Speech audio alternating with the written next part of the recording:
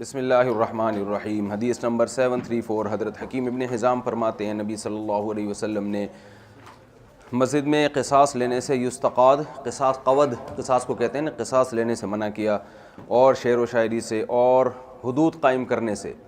چلیں 736 وعن معاویہ بن قرۃ عن ابیہ ان رسول اللہ صلی اللہ علیہ وسلم نہى عن هاتین الشجرتین۔ حضرت معاویہ ابن قرہ رضی اللہ عنہ فرماتے ہیں رسول اللہ صلی اللہ علیہ وسلم نے ان دو چیزوں کے کھانے سے منع کیا، یعنی لہسن اور پیاز، اور آپ نے فرمایا جو یہ کھائے ہماری مسجد کے قریب نہ جائے، اور فرمایا اگر تم نے کھانا ہے فَأَمِيتُوهُمَا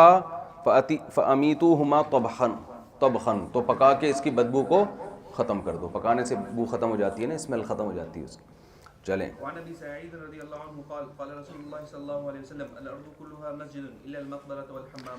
حضرت ابو سعید رضی اللہ عنہ فرماتے ہیں نبی صلی اللہ علیہ وسلم نے فرمایا پوری کی پوری زمین مسجد ہے سوائے قبرستان اور حمام، جہاں انسان نہاتا ہے، کیونکہ گندگی کی جگہ ہوتی ہیں وہ یہاں نہیں نماز پڑھے۔ قبرستان میں اس لیے کہ شرک پھیلنے کا ذریعہ ہے، ٹھیک ہے، اس لیے قبر کے سامنے سجدہ ہوگا نا۔ چلیں وعن ابن عمر رضی اللہ عنہما قال نهى رسول اللہ صلی اللہ علیہ وسلم ان يصلى في 7 مواطن في المزبلة والمجزرة۔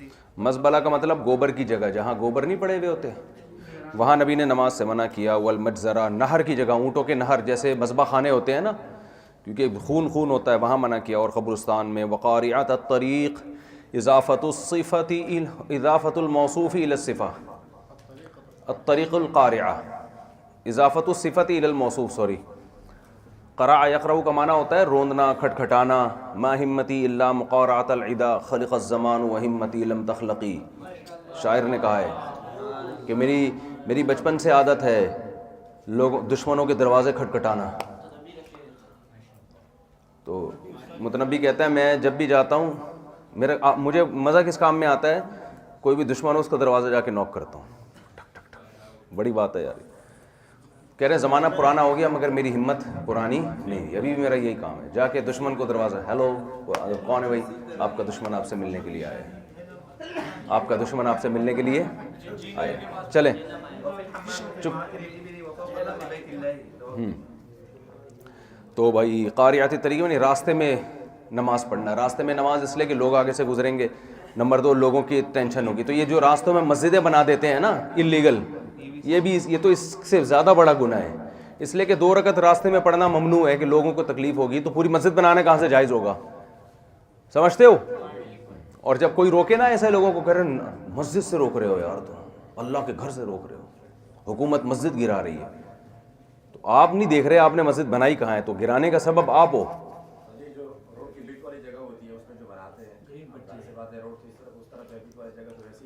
نہیں ویسے خالی نہیں ہوتی، وہ بھی جگہ ہوتی ہے۔ چلیں راستے کے لوازمات میں سے ہی ہے وہ بھی۔ چلیں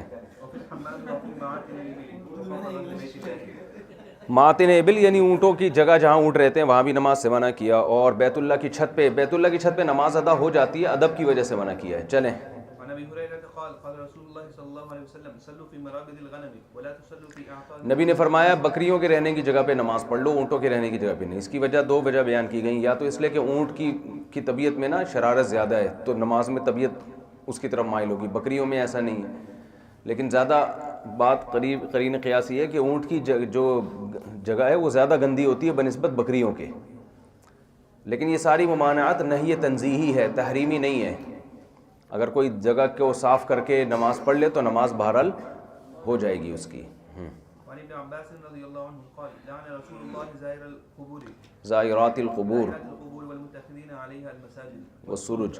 عبداللہ بن عباس رضی اللہ عنہ سے روایت ہے رسول اللہ صلی اللہ علیہ وسلم نے قبروں کی زیارت کرنے والی عورتوں کو پر لعنت کی ہے جو قبرستان جاتی ہیں، اور قبرستان میں مسجد بنانے والوں پر لعنت، اور قبروں پہ چراغ رکھنے والوں پر لعنت، چراغ رکھتے ہیں نا قبرستان میں، اس پہ بھی لعنت کی گئی ہے۔ عورتوں کے مسجد میں جانے کی ممانعت تھی، لیکن جمہور کے نزدیک یہ ممانعت منسوخ ہے۔ اصل یہی ہے کہ جیسے مردوں کو منع کیا گیا تھا عورتوں کو بھی منع کیا گیا تھا، اور عورتوں کی ممانعت زیادہ تھی کیونکہ وہاں جا کے وہ رونا دھونا، کچھ زینت اور یہ سب چیزیں بھی، خواتین کو تو جنازے میں بھی جاتی ہیں نا، کسی کی میت میں پوری تیار ہو کے جاتی ہیں آج کل، حقیقت ہے۔ اور اب آپ دیکھیے گا کچھ وقت کے بعد جنازے میں شرکت باقاعدہ بیوٹی پارلر سے تیار ہو کے جائیں گی، کچھ وقت کے بعد آپ دیکھیں جہاں بھی مجمع ہوگا خواتین تو اب وہ جنازہ ہے اور اس میں بیوٹی پارلر سے ابھی جان ہی نہیں بیوٹی پارلر سے تیار ہو کر, لیکن کچھ وقت کے بعد بائکوں پہ پہنچیں گی بیوٹی پارلر سے تیار ہو کے. جنازہ کو افسوس ہوگا میں مرا کیوں یار, جنازے کو افسوس ہوگا میں مرا کیوں, اتنا اچھا ماحول ہے دنیا کا, میں ابھی سے دنیا میں چلا گیا. کیا کہہ رہے ہیں آپ؟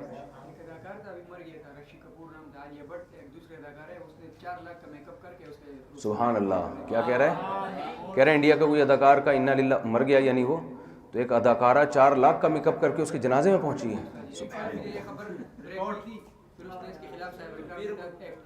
اچھا,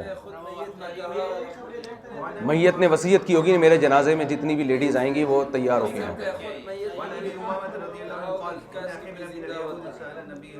جی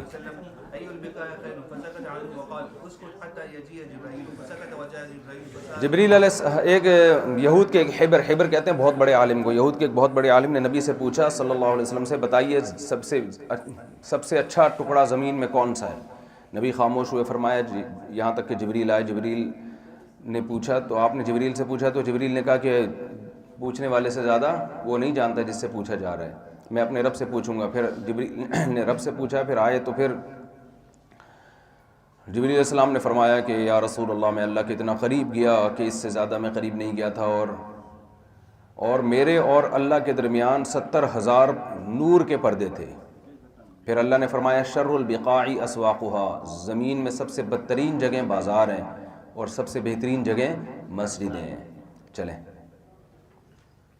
الفصل الثالث عن ابي هريره رضي الله عنه قال سمعت رسول الله يقول من جاء مسجدي هذا لم يأت الا للخير يتعلمه او يعلمه فهو بمنزله المجاهد. حضرت ابو ہریرہ رضی اللہ عنہ سے روایت ہے, رسول اللہ صلی اللہ علیہ وسلم نے فرمایا جو میری اس مسجد میں آئے گا خیر کی نیت کے ساتھ سیکھنے کے لیے یا سکھانے کے لیے, دین سیکھنے یا سکھانے کے لیے آئے گا, تو ایسے جیسے اللہ کی راہ میں جہاد کرنے والا. اور جو اس کے علاوہ آئے گا تو یہ اس شخص کی طرح ہے جو کسی دوسرے کے سامان پہ نظر رکھ رہا ہو, نہ اپنے پاس سامان ہے, نہ تجارت کا کوئی ذریعہ ہے, کچھ بھی نہیں. جو لالچ ہوتی ہے نا تو کچھ بھی حاصل نہیں ہوتا سوائے حسرت کے.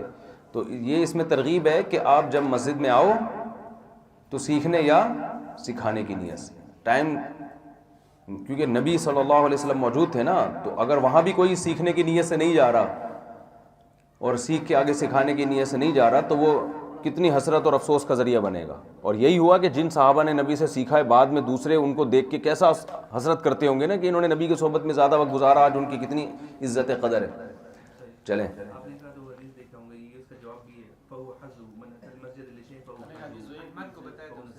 وہ تو حدیث کی سند, وہ آگے حدیث آ رہی ہے.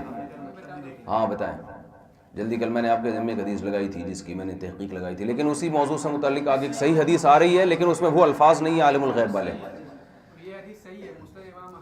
حدیث تو صحیح ہے لیکن یہ الفاظ صحیح ہیں, یہ بھی صحیح سند سے ثابت. ہاں چلو پھر صحیح ہے, چلو ٹھیک ہے, شکریہ. بس وہ علم غیب کلی مراد نہیں ہے نا اس سے.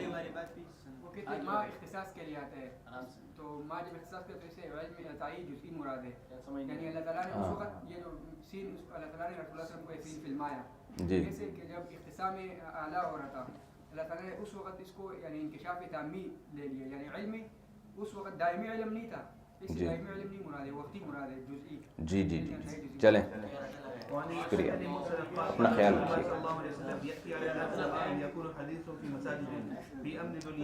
W11 میں بیٹھ کے ایسی تحقیق ہو رہی ہے, آپ خود سوچو اگر یہ لینڈ کروزر میں ہوتے تو کیا کر لیتے. اچھا چلیں. اچھا جی, نبی صلی اللہ علیہ وسلم نے فرمایا لوگوں پر ایک زمانہ ایسا آئے گا کہ مسجد میں ان کی باتیں دنیا کی ہوا کریں گی, لہذا ان کے ساتھ نہ بیٹھو, اللہ کو ان کی کوئی ضرورت نہیں ہے. مسجد میں دنیاوی باتیں کرنا جائز ہے. اگر یہ جو حدیث ہے اس کا مفہوم یہ ہے کہ باتیں کرنے ہی کے لیے مسجد میں جانا, گپے مارنے کے لیے, ہاں ہاں جیسے بیٹھکیں لگتی ہیں نا ہوٹلوں میں, ایسے ہی مسجد کو اس طرح کی جگہ بنا لینا, یہ ناجائز ہے. اس قسم کی حدیث کا یہ مطلب ہوتا ہے. باقی اگر آپ اپنے نماز کے لیے گئے, کوئی اچھے کام کے لیے گئے, وہاں بیٹھ کے ضمناً دنیاوی بات بھی ہو گئی تو وہ ناجائز نہیں ہے, بشرطے کہ مسجد کے آداب کا خیال کرتے ہوئے ہو. ٹھیک ہے نا, وہاں گئے بات کر لیا آپ نے, کیا حال ہے بھائی, کیسی طبیعت چل رہی ہے, کاروبار واروبار سیٹ چل رہا ہے, تو یہ ضمناً ہو رہا ہے نا ایک کام, یہ جائز ہے بشرطے کہ تمیز اور ادب سے ہو. لیکن اسی کام کے لیے جیسے آج کل مسجدوں میں کرسیوں کا رواج آ گیا نا, تو ان کرسیوں کا نقصان یہ ہوگا کہ میزوں کا رواج بھی آئے گا, اور آگے اب میزیں بھی آ گئی ہیں کرسیوں کے ساتھ, اور پھر آپ دیکھیں لوگ مسجد کو بیٹھک بنا لیں گے, چائے قہوے چلیں گے وہاں اور گپیں لگیں گی, یہ ہو جائیں گے. وعن السائب بن اور ایک اب وائی فائی کا بھی لگا دینا چاہیے, لوگ وہاں بیٹھ کے ڈرامے بھی دیکھیں. اور تو مسجد کی صفائی کے نیت سے جمع ہو جائے, پھر بعد میں کھانا پینا. ہاں وہ صحیح ہے, چلیں. وعن سعيد بن يزيد رضي الله عنه قال كنت نائما في المسجد فحسبني رجل فنظرت فإذا هو عمر بن الخطاب رضي الله عنه فقال اذهب فأتني بهذين فجئت بهما فقال ممن أنتما أو من أين أنتما. حضرت صاحب بن یزید فرماتے ہیں میں مسجد میں سو رہا تھا تو مجھے ایک شخص نے کنکر مار کے اٹھایا, میں نے دیکھا وہ حضرت عمر بن خطاب ہیں. حضرت عمر نے فرمایا جاؤ ان دو بندوں کو پکڑ کے لے کر آؤ. میں ان دونوں بندوں کو لے کر آیا. حضرت عمر نے ان دونوں سے پوچھا کہاں سے ہو, انہوں نے بتایا کہ ہم طائف سے آئے ہیں. حضرت عمر نے فرمایا اگر تم مدینہ کے ہوتے میں تمہیں تعزیر لگاتا, کوڑے لگاتا. تم لوگ اپنی نمازوں کو تم لوگ اپنی آوازوں کو نبی صلی اللہ علیہ وسلم کی مسجد میں اونچی کر رہے ہو. تو مسجد میں چیخ چلا کے بات کرنا اونچی آواز سے, یہ سب مسجد کے آداب کے خلاف ہے. اس سے بھی پتہ چلتا ہے مسجد میں سونا بھی جائز ہے. سمجھتے ہو, کیونکہ حضرت عمر نے ان کو اٹھایا اور مسجد نبی میں آرام کر رہے تھے وہ, تو ان کو نہیں کہا کہ میں تمہیں بھی کوڑے لگاتا, تم مسجد میں سو کیوں رہے ہو. تو مسجد میں سونا حضرت علی سے بھی ثابت ہے. حضرت علی رضی اللہ تعالیٰ عنہ کا گھر میں کچھ ناراضی ہو گئی نا, تو نبی صلی اللہ علیہ وسلم جب حضرت فاطمہ کے پاس پہنچے کہاں ہیں, تو بتایا کہ وہ تو گھر سے باہر ہیں, کچھ جب کلش ہوئی ہے. تو نبی صلی اللہ علیہ وسلم مسجد نبی پہنچے تو حضرت علی مسجد نبی میں سو رہے تھے. تو مٹی ان کے رخسار پہ لگی ہوئی تھی, تبھی نبی نے محبت سے فرمایا ابا تراب, قم ابا تراب, ابو تراب کھڑے ہوئے, مٹی والے کھڑے ہو. تو اس وقت سے حضرت علی نے اپنا نام کیا رکھ لیا, ابو تراب, کنیت رکھ لی ابو تراب. تو یہ بھی جائز ہے. وہاں بھی نبی نے فرمایا مسجد میں سو رہے ہو. ہمارے یہاں دیکھو کیا ہوتا ہے, ٹھڈے مار مار کے, لیکن یہ بھی ہے کہ مسجد کو سونے کی جگہ بنا لینا بہرحال ٹھیک نہیں ہے, کیونکہ اے سی لگے ہوئے ہوتے ہیں. گرین بس میں لاہور میں ایک بندہ اس گرین بس میں چڑھا, سارا دن اتر ہی نہیں رہا. وہ 50 روپے دے کے نا وہ گھوم رہا ہے. اس کا انٹرویو آیا, اس نے کہا گھر میں گرمی ہو رہی ہے, یہاں اے سی کا 50 روپے میں اگر میں سارا دن اے سی میں بیٹھتا ہوں تو کوئی مسئلہ نہیں ہے. وہ ایک اسٹیشن پہ جا رہی ہے پھر واپس آ رہی ہے, اسی میں بیٹھا ہوا ہے وہ. چلو. وعن مالك قال بنى عمر رحبة في ناحية المسجد تسمى البطيحاء وقال من كان يريد أن يلغت أن ينشد شعرا أو يرفع صوته فليخرج إلى هذه الرحبة. حضرت امام مالک فرماتے ہیں کہ حضرت عمر رضی اللہ تعالیٰ عنہ نے مسجد کے کنارے پر ایک کشادہ جگہ بنائی جس کو بطیحہ کہا جاتا تھا. کشادگی کی وجہ سے اس کو بطیحہ کہا گیا, کیونکہ چھوٹے چھوٹے کنکر والی جگہ ہوتی تھی. پہلے پانی ہوتا تھا, کنکر ہوتے تھے, بڑی جگہ ہوتی تھی. تو یہ پانی وانی نہیں تھا, بس ویسی کشادہ جگہ تھی. اور آپ نے فرمایا جس کو چاہیے کہ وہ لغت کرے, یعنی کوئی بھی گپ شپ لگانی ہو اس نے, یا شعر و شاعری کرنی ہو, یا اپنی آوازیں اونچی کرنی ہو, تو ادھر جا کے کرے. مسجد میں یہ کام نہ کرے. تو مسجد کے ساتھ میں حجرے ہوتے ہیں, وہاں بیٹھ کے سب شرارتیں کر رہے ہوتے ہیں, امام کے خلاف سازش کر رہے ہوتے ہیں, وہاں امام کمیٹی کے خلاف وغیرہ وغیرہ. وہ اسی وجہ سے بنایا جاتا ہے کہ جو غیبتیں کرنی ہیں ادھر بیٹھ کے کر لو. وعن انس رضي الله عنه قال راى النبي صلى الله عليه وسلم نقامه في القبلة فشق ذلك عليه حتى رؤي في وجهه. حضرت انس رضی اللہ تعالیٰ عنہ فرماتے ہیں نبی صلی اللہ علیہ وسلم نے قبلے کی طرف بلغم تھوک دیکھا تو آپ پر یہ بات بہت ناگوار گزری, یہاں تک کہ آپ کے چہرے پر ناگواری کے اثرات نظر آئے. پھر آپ نے اپنے ہاتھ سے اس کو کھرچ کے صاف کیا اور فرمایا تم میں جب کوئی نماز کے لیے کھڑا ہوتا ہے تو اپنے رب سے مناجات کر رہا ہوتا ہے, اور اس کے قبلے کے درمیان میں رب ہوتا ہے, لہذا کوئی بھی اپنے سامنے مت تھوکے. لیکن دائیں طرف تھوکے, بائیں طرف یا اپنے قدم کے نیچے. اور پھر آپ صلی اللہ علیہ وسلم نے اپنی چادر کے کنارے کو لیا اور اس میں تھوکا اور فرمایا پھر اس کو ایسے مل دیا. تو یعنی اگر تھوکنا ہے تو اپنی چادر کے پلو میں تھوک لے. یہ جو سامنے تھوکنا ہے یہ کیا ہے, غلط ہے. اور تھوک کے نہ دفن کرنا یہ اس سے بھی زیادہ غلط ہے.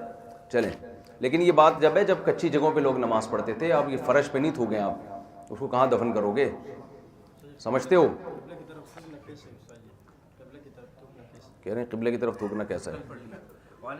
اب آپ یہ بھی دیکھو, احناف کی مضبوط دلیل ہے نا کہ قبلے کی طرف پیشاب کرنا چاہے سامنے آڑ ہو یا نہ ہو بہرحال ناجائز ہے, کیونکہ تھوکنا جب ناجائز ہے تو پیشاب کرنا کہاں سے جائز ہوگا. میں تبھی لوگوں سے کہتا ہوں, میں اس لیے نہیں کہ میں حنفی ہوں, اس لیے کہ واقعی آپ امام حنیفہ کے دلائل سرسری طور پہ کمزور نظر آتے ہیں, لیکن جب آپ گہرائی میں جاؤ گے نا, گہرائی میں جاؤ گے تو آپ کو لگے گا کہ ابو حنیفہ کانا ابا حنیفہ. چلو, امام حنیفہ کے بارے میں بڑے بڑے علماء کا قول ہے. ایک دفعہ میں نے اس پر بیان بھی کیا تھا جب میں آڈیو بیانات کیا کرتا تھا. امام حنیفہ کی شخصیت پر صرف میرا بیان تھا. اس میں امام حنیفہ کے بارے میں جو بڑے بڑے علماء کے اقوال ہیں نا، ان میں ایک قول یہ بھی ہے کہ ابو حنیفہ سے تعصب دو میں سے ایک بندہ رکھے گا، یا تو وہ جس کو ان سے ویسی جلن ہے، حسد ہے، وہ نہیں سمجھ پائے گا، یا یہ کہ اس کے پاس علم کامل نہیں ہے، وہ ابو حنیفہ کی مینٹل لیول تک پہنچا ہی نہیں ہے۔ اما جاہل و اما متعصب، متعصب ہوگا یا علم سے کورا ہوگا۔ جب خود علم نہیں ہوتا تو جس کے پاس علم ہوتا ہے انسان اس کو جاہل سمجھتا ہے، دونوں میں سے۔ چلو بھائی چلیے۔ أما قوم فبصقوا في القبلة ورسول الله ينظر فقال رسول الله صلى الله عليه وسلم لقومه حين فرغ لا يصلي لكم۔ نبی صلی اللہ علیہ وسلم نے دیکھا ایک شخص نماز پڑھا رہے ہیں اپنی قوم کو، اور امام صاحب نے نماز کے دوران قبلے کی طرف تھوک دیا، تو آپ صلی اللہ علیہ وسلم نے ان کی طرف دیکھا اور فرمایا کہ آئندہ یہ تمہیں نماز نہیں پڑھائیں گے۔ پھر دیکھا دوبارہ یہ نماز پڑھا رہے ہیں، وہ تو آگے کھڑے ہوئے نماز پڑھانے کے لیے، تو لوگوں نے ان کو روکا اور کہا کہ نبی صلی اللہ علیہ وسلم نے ہمیں حکم دیا ہے کہ آپ ہمیں نماز نہ پڑھائیں۔ وہ نبی کے پاس آ گئے۔ اچھا، فذکر ذلک لرسول اللہ صلی اللہ علیہ وسلم، نبی کے سامنے انہوں نے ذکر کیا تو آپ نے فرمایا ہاں میں نے منع کیا ہے، اور وحسبت انہ قال انک قد آذیت اللہ ورسولہ، اور آپ نے ان کو فرمایا میں نے اس لیے منع کیا تم نے اللہ اس کے رسول کو اذیت دی ہے۔ چلیں، پھر بعد میں بحال کر دیا ہوگا، جیسے حضرت معاذ بن جبل کو پہلے امامت سے روکا، پھر جب ان کو تنبیہ ہو گئی تو پھر وہ بہت لمبی نماز پڑھا لی تھی نا۔ حضرت معاذ بن جبل نے سورہ بقرہ پڑھاتے تھے عشاء کی نماز میں ٹھیک ہے، تو ایک صحابی نے نماز توڑ دی کہ اتنی لمبی نماز پڑھا رہے ہیں، پڑھی نہیں جا رہی، پوری سورہ بقرہ عشاء میں ختم کر رہے ہیں، تو وہ نماز توڑ کے، تو حضرت معاذ نے ان کو سلام کے بعد کا کیوں توڑی؟ انہوں نے کہا اس لیے اتنی، انہوں نے کہا تم منافق ہو گئے ہو۔ حضرت معاذ نے ان کو کہا کہ تم کیا ہو گئے ہو؟ منافق۔ وہ نبی سے آ کے انہوں نے شکایت لگائی تو نبی کو اتنا غصہ آیا، آپ نے فرمایا کہ حضرت معاذ کو امامت سے معزول کر دیا، پھر بعد میں اجازت دے دی۔ چلو بھائی چلو۔ وعن معاذ بن جبل رضي الله عنه قال احتبس عنا رسول الله صلى الله عليه وسلم ذات غداة عن صلاة الصبح حتى كدنا نتراءى عين الشمس فقال حضرت معاذ بن جبل رضی اللہ تعالیٰ عنہ فرماتے ایک دن فجر کی نماز میں نبی صلی اللہ علیہ وسلم نہیں آئے، تشریف نہیں لائے، ہم انتظار کرتے رہے یہاں تک کہ ہمیں قریب تھا کہ ہم سورج دیکھ لیتے، یعنی قریب تھا کہ سورج نکل جاتا۔ فخرج سریعا، آپ جلدی سے تشریف لائے اور نماز کے لیے اقامت کی گئی۔ نبی صلی اللہ علیہ وسلم نے نماز پڑھائی اور مختصر، ظاہر ہے اس لیے مختصر کہ سورج نہ نکل جائے، سورج نکلنے سے پہلے سلام پھیر لیں۔ فلما سلم دعا بصوتہ، جب سلام پھیرا تو آپ نے اپنی آواز سے پکارا اور فرمایا علی مصافکم کما انتم، صفوں میں اسی طرح بیٹھے رہو جیسے تم بیٹھے ہوئے ہو، کوئی بھی گھر نہ جائے۔ کہیں بھی ثابت نہیں ہے کہ نبی نے فرض نماز کے بعد کبھی اجتماعی دعا کرائی ہو، ایک ضعیف روایت بھی نہیں ملتی۔ ہم لوگ بھی تو ڈھیٹ پنے کی انتہا کو پہنچے ہوئے ہیں نا، کھینچ تان کے۔ اب اتنی ساری حدیثیں پڑھ رہے ہو، آپ کی نمازوں کی بھی آئیں گی بہت ساری، کہیں بھی نہیں ملتا۔ تو بس چھوڑو یار اپنے، اگر آپ میں کیا ہندوستان میں کوئی غلط رسم رائج ہی نہیں ہو سکتی؟ اللہ نے ٹھیکہ لیا ہوا ہے کہ ہندوستان کا کہ وہاں کوئی غلط چیز معاشرے میں آ ہی نہیں سکتی، یہ کون سی حدیث میں آتا ہے؟ ہم یہ بھی تو کہتے ہیں سعودی عرب میں یہ عمل غلط ہو رہا ہے، ترکی میں یہ عمل غلط ہو رہا ہے، تو ہندوستان میں بھی کوئی غلطی ہو سکتی ہے۔ اب یہ مطلب نہیں ہوتا کہ ہندوستان میں ایک غلطی ہے تو علماء غلط ہیں، بھئی صحیح لوگوں سے کوئی غلطی ہو سکتی ہے، اس میں کون سی ایسی گھبرانے کی بات ہے؟ ہم یہ تھوڑی کہہ رہے ہیں کہ یہ جیسے ہم عربوں کے بارے میں کہتے ہیں ان کا یہ عمل غلط ہے، اس کا مطلب نہیں عرب گمراہ ہیں جہنم میں جائیں گے یا وہ گمراہ لوگ ہیں ان کو فالو ہی نہ کرو، ایسا تھوڑی ہے۔ تو کسی کی کوئی غلطی کا مطلب یہ نہیں ہوتا کہ وہ بندہ جہنم میں جائے گا، تو اتنا زیادہ نہ کسی کو سیدھا کرنے کی کوشش نہیں کیا کرو، سمجھتے ہو؟ اتنی ساری حدیثیں ہیں یار، کہیں بھی نہیں مل رہا۔ تو نبی صلی اللہ علیہ وسلم نے نماز کے بعد فرمایا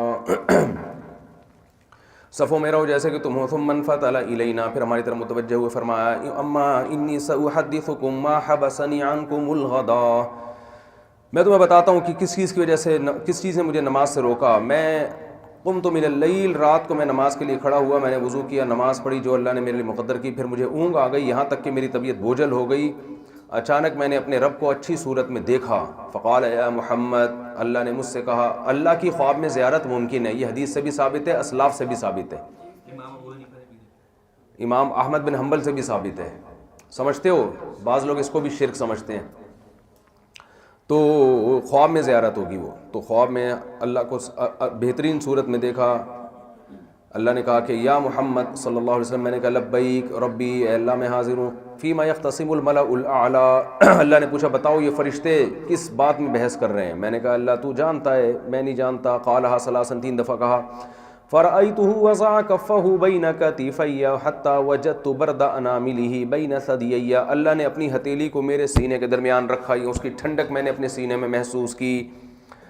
فتجلى لي كل شيء وعرفت، مجھے سب چیزیں میرے سامنے ظاہر ہو گئی اور میں نے ان کو پہچان لیا. پھر اللہ نے پوچھا کہ بتاؤ کس چیز میں فرشتے بحث کر رہے تھے؟ تو میں نے عرض کیا فی الکفارات، ان چیزوں میں جو گناہوں کو معاف کرنے والی ہیں. ان اعمال کے بارے میں فرشتے بات چیت کر رہے تھے. کون سے اعمال ایسے جس سے گناہ دھلتے ہیں؟ دیکھو کیسا تعلیم کا انداز ہے نا. اللہ ویسے ہی جبریل کو بھیج کے بتا دیتے کہ گناہ ان چیزوں سے معاف ہوتے ہیں، لیکن ایک پورا ماحول قائم کیا جا رہا ہے، اس سے انسان کے دل میں اہمیت بنتی ہے. اچھا بھائی، جب ہم کہتے ہیں نا بھائی یونائٹڈ نیشن میں اس موضوع پر بحث ہو رہی ہے، تو بھائی بہت اہم ٹاپک ہوگا جس پر بحث ہو رہی ہے. اسمبلی میں اس ٹاپک پر بحث ہو رہی ہے، حکومت ایسے ہی اناؤنس کر دے، لوگ اہمیت نہیں دیں گے. بھائی اس پر ڈیبیٹ ہوئی ہے، کئی مہینوں بحث کے بعد یہ قانون پاس ہوا ہے. تو اللہ کا بھی انداز وہی ہے. اللہ کی اسمبلی ہے، ملائے اعلیٰ فرشتے جو اللہ کے پاس بیٹھتے ہیں، اس میں اللہ نے ایک ٹاپک دیا، ان کو جاؤ اس پہ بحث کرو، ٹھیک ہے نا. پھر قانون پاس ہوگا. ہاں جمہوریت بھی ثابت ہو گئی، اس کو دیکھو. اچھا میرے بھائی، اللہ تعالیٰ نے فرمایا وما ہننا، تو میں نے اللہ نے پوچھا بتاؤ وہ کفارات کیا ہیں. نبی آپ نے فرشتوں کو دیکھا وہ بات چیت کر رہے ہیں، تو آپ نے کیا سیکھا ان سے؟ قال قلت مشی الاقدام الى الجماعات، جماعت کی طرف قدم اٹھا کے جانا. بہت کثرت سے گناہ معاف ہوتے ہیں جماعت کی نماز کے لیے جانے. والجلوس فی المساجد بعد الصلاۃ، نماز کے بعد بھی مسجد میں بیٹھے رہنا. سمجھتے ہو نماز کے بعد بھی جب آپ ادھر بیٹھے رہتے ہو، تسبیح پڑھتے ہو، اللہ اللہ کرتے ہو، اس کا زیادہ ثواب ملتا ہے. وَإِسْبَاغُ الْوُضُوءِ حِينَ الْكَرِيهَاتِ، اور ناپسندیدگی کے باوجود وضو مکمل کرنا، جیسے سردیوں میں. اس طرح غسل بھی اس میں داخل ہے، غسل تو بطریقہ والا داخل ہے. اب احتلام ہو جاتا ہے بعض دفعہ سفر میں، انسان کو غسل کرنا کتنا مشکل کام لگتا ہے، اس وقت جا کے غسل کرنا یہ ہمت کی بات ہے. اور سردیوں میں ٹرین میں غسل فرض ہو گیا. اب تو اتنی سہولتیں ہیں ٹرینوں میں، اب تو مسئلہ ہی نہیں ہے. پہلے بہت مسائل ہوتے تھے. بس میں آنکھ لگی غسل فرض ہو جاتا ہے. نوجوان کے ساتھ ہو سکتا ہے، وہاں غسل کیسے کرے گا؟ لیکن کرنا پڑے گا. تو سردی میں ٹھنڈا پانی ہے، اس سے غسل کرنا، گرم کا انتظام نہیں ہے. تو یہ ساری چیزیں بھائی. قال ثم فيما قلت في الدرجات، میں نے اللہ نے پوچھا بتاؤ اس کے بعد کس چیز میں بات کر رہے تھے؟ میں نے کہا درجات، یعنی کون سی چیز سے درجات بلند ہوتے ہیں. تو اللہ نے فرمایا بتاؤ اے محمد صلی اللہ علیہ وسلم، کون سی چیز ہے جس سے انسان کے درجات ایک دم شوٹ کرتے ہیں نا. بھائی بعض کام ایسے ہوتے ہیں آپ کا انکریمنٹ ایک دم ڈبل انکریمنٹ لگ جاتے ہیں نا. تو اللہ نے فرمایا، نبی نے فرمایا اطعام الطعام ولین الکلام، کھانا کھلانا غریبوں کو، مسکینوں کو، درجۂ سابعہ کے طلبہ کو. ولین الکلام، اور نرم لہجے میں بات کرنا. لین الکلام، بات جب بھی کرو تو نرم لہجے. والصلاۃ والناس نیام، اور اس وقت نماز پڑھنا جب لوگ سو رہے ہوں، یعنی تہجد کی نماز. یہ تین چیزوں سے انسان کے درجہ ایک دم ٹھاک شوٹ کرتا ہے اوپر کی طرف. کھانا کھلاؤ استاذوں کو، اور یعنی استاذوں کو چاہیے کہ طلبہ کو کھانا کھانے دیں. اچھا میرے بھائی، اور دوسری چیز تہجد کی نماز پڑھنا، اور نرم لہجے میں بات کرنا. جب بھی بات کرو تمیز سے بات کرو. ہمارے گارڈ ہوتے ہیں ایسے کر دو، ایسے بھگا رہے ہوتے ہیں لوگوں کو. میں سمجھاتا ہوں انسان کے بچے بنو یار، تمیز سے بات کرو. تمیز سے بھی ایک بات ہو سکتی ہے. سبحان اللہ. آپ تو بہت نرم لہجے میں بات کیا کرو، مذاق نہیں. ہاں کہ ویسے ہی وہ ڈریں گے آپ کو دیکھ کے، تو آپ اگر بات بھی سکھ لیں تو آپ کو ڈبل گناہ ہوگا. چلو پھر اللہ نے فرمایا کہ اے نبی آپ سوال کریں، مانگے ہم سے. تو پھر اللہ کے نبی نے یہ دعا مانگی. اللہم، یہ دعا یاد کر لو. اللہم انی اسألک فعل الخیرات، اے اللہ میں تجھ سے نیکیوں کے عمل کی توفیق مانگتا ہوں. وترک المنکرات، برائیوں کے چھوٹنے کی توفیق مانگتا ہوں. وحب المساکین، غریبوں کی محبت مانگتا ہوں تجھ سے. یہ بہت اہم چیز ہے. سمجھتے ہو دولت مندوں سے ہر ایک کو محبت ہوتی ہے، آپ جیسے غریبوں سے بہت کم لوگوں کو محبت ہوتی ہے. اچھا وحب المساکین، W11 میں سفر کرنے والے. وَأَن تَغْفِرَ لِي وَتَرْحَمَنِي، اور اے اللہ تو میری مغفرت کر دے اور مجھ پر رحم کر. وَإِذَا أَرَدتُ فِتْنَةً فِي قَوْمٍ، کسی قوم میں کو فتنے میں ڈالنے کا تیرا ارادہ ہو، فَتَوَفَّنِي غَيْرَ مَفْتُونٍ، تو مجھے اس فتنے سے پہلے ہی اٹھا لے. صحیح ہے نا. وَأَسْأَلُكَ حُبَّكَ وَحُبَّ مَن يُحِبُّكَ، اے اللہ میں تجھ سے تیری محبت مانگتا ہوں اور ہر اس شخص کی محبت جو تجھ سے محبت کرتا ہو، یعنی اللہ والوں کی محبت. وَحُبَّ عَمَلٍ يُقَرِّبُنِي إِلَىٰ حُبِّكَ، اس عمل کی محبت جو مجھے تیری محبت سے قریب کر دے. کیسی زبردست دعا ہے. یعنی نیک عمل کی محبت جس کے کرنے سے تیری محبت ملتی ہو، تو وہ اس عمل کی بھی محبت ڈال دے. جب نیک عمل آپ کی چاہت بن جائے تو کتنا آسان ہو جاتا ہے نا. کہتے ہیں نا جس کا شوق کاروبار بن جائے تو بہت ترقی کرتا ہے. جس کا شوق ایک چیز کا ویسے ہی شوق تھا آپ کو اور وہ آپ نے بزنس بھی اسی کا شروع کر دیا تو آپ کے تو زبردست ہو گئے نا. تو آپ کو نیک عمل سے محبت ہو جائے تو نور لنا نور، نیکی بھی اور اس میں مزہ بھی زبردست. فقال رسول اللہ صلی اللہ علیہ وسلم، تو نبی صلی اللہ علیہ وسلم نے فرمایا انہما حق فدرسوها ثم تعلموها. آپ نے فرمایا انہا حق، یہ سب باتیں حق ہیں، ان کو پڑھو اور ان کو سیکھو. یعنی یہ جتنی باتیں میں نے بتائی ہیں ان کو سمجھو. اب دیکھو نبی صلی اللہ علیہ وسلم معمول سے ہٹ کے فجر میں تاخیر سے آئے، پھر آپ نے صحابہ کو بتایا تو انہوں نے کیسا اس کو پک کیا ہوگا نا. تو معمول سے ہٹ کے جب کوئی کام ہوتا ہے تو انسان اس کو فوکس کرتی. یاد رہے گا صحابہ کو ساری زندگی. ایک دفعہ نبی نے یہ اس وقت ہمیں بتایا تھا جب آپ کو فجر میں تاخیر ہوئی تھی. سمجھتے ہو؟ چلو ہم لوگ جب بتایا کریں جب کسی دن فجر میں جلدی آ جائیں. کیا خیال ہے؟ کسی دن کوئی دعوت میں فجر میں جلدی آ جائے تو بڑے یاد تھا مجھے اس دن میں جلدی آیا تھا، اس پہ یہ نصیحت ہوئی تھی. بعض ایسے بھی پوستی ہوتے ہیں. چلیں. وعن عبد الله بن عمرو بن العاص قال كان رسول الله يقول اذا دخل المسجد اعوذ بالله العظيم وبوجهه الكريم. حضرت عبداللہ بن عمرو بن العاص رضی اللہ عنہما سے روایت ہے، رسول اللہ صلی اللہ علیہ وسلم جب مسجد میں داخل ہوتے تو یہ دعا پڑھتے، اعوذ باللہ العظیم وبوجهه الكریم وسلطانه القدیم من الشیطان الرجیم. اللہ کی پناہ مانگتا ہوں اور اس کے عزت والے چہرے کے ذریعے اور اس کی قدیم قدرت کے ذریعے. کس سے پناہ مانگتا ہوں؟ شیطان مردود سے. یہ دعا بھی ثابت ہے لیکن زیادہ تر جو مشہور دعا ہے وہی ہے، اللہم افتح لی ابواب رحمتک. فرمایا جب یہ کہتا ہے انسان یہ دعا پڑھتا ہے تو شیطان کہتا ہے اس نے مجھ سے یہ محفوظ ہو گیا سارا دن کے لیے. چلو. وعن عطاء بن يسار قال قال رسول اللہ صلی اللہ علیہ وسلم، عطاء بن یسار فرماتے ہیں نبی صلی اللہ علیہ وسلم نے فرمایا اللہم لا تجعل قبری وثنا یعبد، اے اللہ میری قبر کو کوئی بت نہ بنا دے جس کی عبادت کی جائے. جیسے بتوں کے آگے جھکا جاتا ہے تو میری قبر کو اس سے محفوظ رکھنا. اللہ نے نبی کی یہ دعا قبول کی. دیکھو آپ صلی اللہ علیہ وسلم معاذ اللہ نقل کفر نباشت سچے نبی نہ ہوتے تو وہ تو چاہتے کہ میری عزت ہو بہت زیادہ.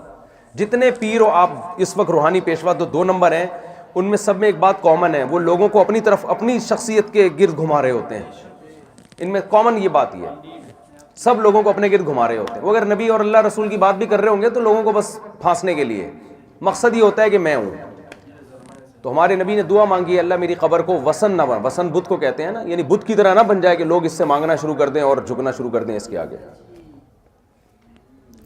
اچھا میرے بھائی، اور اللہ نے ایسے لوگوں کو وہاں رکھا ہے ہمیشہ کہ جنہوں نے اس قبر کو سردگاہ نہیں بننے دیا. یہ سعودی حکومت اور وہاں کے علماء کی ایک بہت بڑی قربانی ہے اور بہت فراست ہے کہ وہاں شرطے کھڑے کیے ہوئے، کوئی بھی ادھر رخ کر کے کچھ بھی کرے تو کوڑے لگاتے ہیں. وہ اتنی سختی نہ ہوتی تو آپ دیکھتے کیا حشر کرتے لوگ بدعتی لوگ. چلیں. وعن معاذ بن جبل رضی اللہ عنہ قال كان النبي صلی اللہ علیہ وسلم پھر فرمایا اشتد غضب اللہ علی قوم اتخذوا قبور انبیائہم مساجد. اللہ کا غضب اس قوم پر بہت سخت ہوا ہے جنہوں نے اپنے پیغمبروں کی قبروں کو سردگاہ بنایا ہے. عن معاذ بن جبل قال كان النبي صلی اللہ علیہ وسلم يستحب الصلاة في حيطان. نبی صلی اللہ علیہ وسلم دیواروں میں نماز کو پسند کرتے. دیوار سے مراد یا تو باغ ہے، باغ میں نماز کو، یا ظاہر اس کا یہ کہ دیوار کی طرف نماز کو، تاکہ سترا بن جائے اور کوئی سامنے سے نہ گزرے. چلیں دونوں مطلب ہیں.